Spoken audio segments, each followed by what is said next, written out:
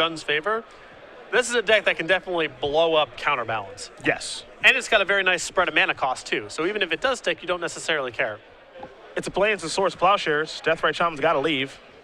Moon will gain a little bit of life off of that. Beta Plains? There's Alpha or Beta. Okay, thank you. Dark Confidant will put Rynkiewicz to the test. Does he have an answer for this? Picked up a copy of Flooded Strand. There's an island.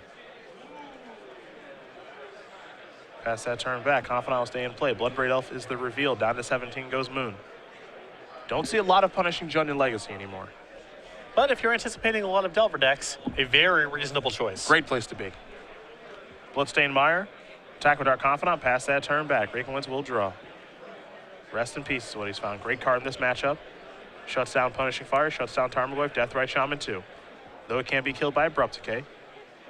Tarmogoyf is the reveal. Moon going to go down to 15. He'll get to draw another card, of course. Refilling that hand. Letting Dark Confidant get to work. There's a Verdant Catacombs. Going to sacrifice both fetch lands. Will Moon. Land 1 is a Bayou. Land at number 2. Might be a Taiga. We'll see. And Punishing Jund is one of the Legacy decks that sort of just looks like a souped-up standard deck. Yes.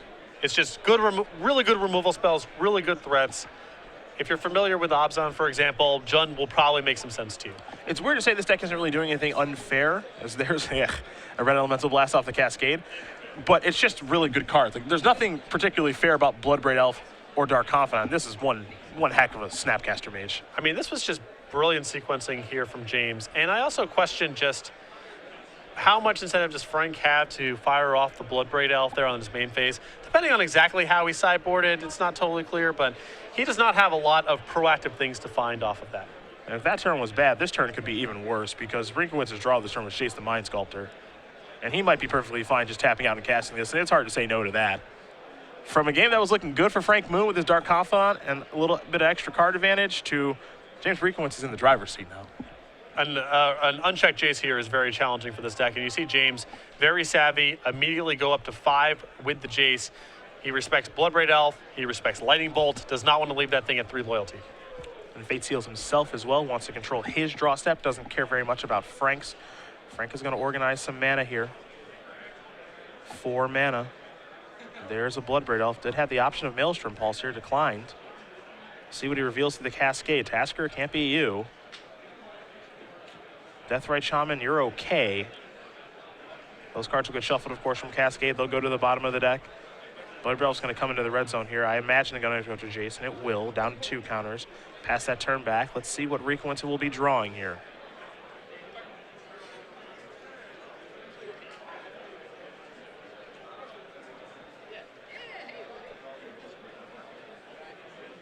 It's a Blood Moon.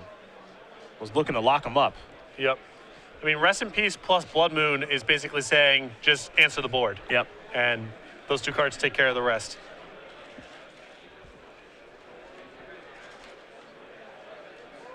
And given how James's mana look here, he's going to start by brainstorming. I think in an ideal world, James would say stabilize the board first and then try to play these lock pieces. I don't know if he can stabilize the board. So he may have to do it the other way, where he Blood Moons and then Rest in Peace and then hopes to find answers on the follow-up. Sacrifice a Flooded Strand after putting those 2 cards back. He's in a very favorable position right now as he searches up a land, so he'll go with the basic plains.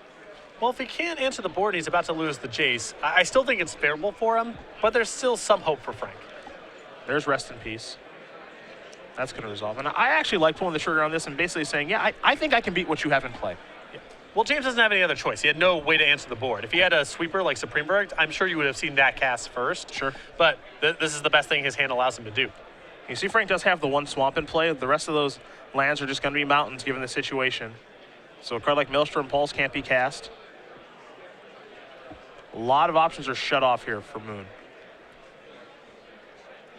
Thoughtseize, that's still on the table. That can be cast, and it looks like that's what he may be casting. So there is Thoughtseize. Rynkiewicz's hand has a Ponder, a Brainstorm, and a Scalding Tarn. You'll find Ponders in this particular deck. Only 1 copy, though. We've seen versions with 4, the Philip Schoeniger school of thought. It seems like every Miracles player kind of does things a little bit differently. Schoenegger likes 4 ponders, Lisette likes none, and a bunch of creatures. James with just his 1. And 1 Snapcaster Mage. You know, Reduke is definitely on the 0 creatures main deck. Some people play some number. There's Sensei's Divining Top. Going to use that fetch land for red mana, given the Blood Moon that's in play. Entreat the Angels on top of the deck. This is going to get ugly in a second. Yep. Sensei's Divine Top, they're a very solid draw for James. He's got some turns to set this all up, and Entreat just might be too much to overcome here if Frank is incapacitated and can't cast his spells. Moon's going to untap. He'll take a draw. Attacking sounds good, right? What's wrong with attacking? He's got nothing else to do. Yeah. He's got 1 forest in the deck. And if he draws the 1 forest, then maybe we got a game. I like Rynkowicz's patience there. He could have certainly jumped at the opportunity to just destroy him in the attack step. But instead, you know, he says, I'll just take my 4 angels. What do I need 2 for? 4's just fine.